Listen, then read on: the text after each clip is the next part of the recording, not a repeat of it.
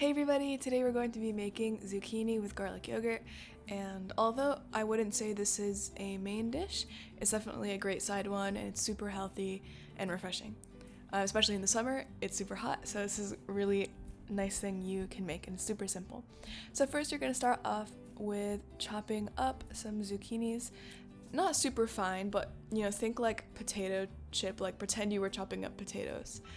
So a little bit thick, however you prefer. And then you're going to add salt,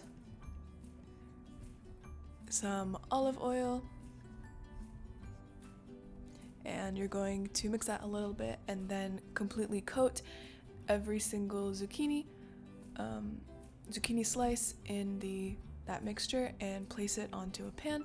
My mom has this reusable sheet that we can just take out and wash after it's done cooking in the oven, but I believe you can also use parchment paper or whatever you usually use to bake things in the oven. But yeah, get those all coated. They don't have to be placed like a specific distance from each other. They can be nice and close.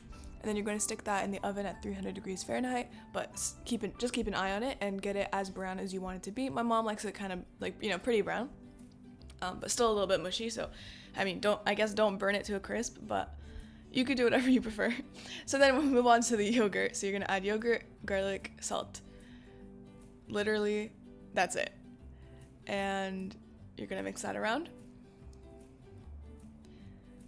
And now you can start plating. So just stick all of the zucchinis on the bottom.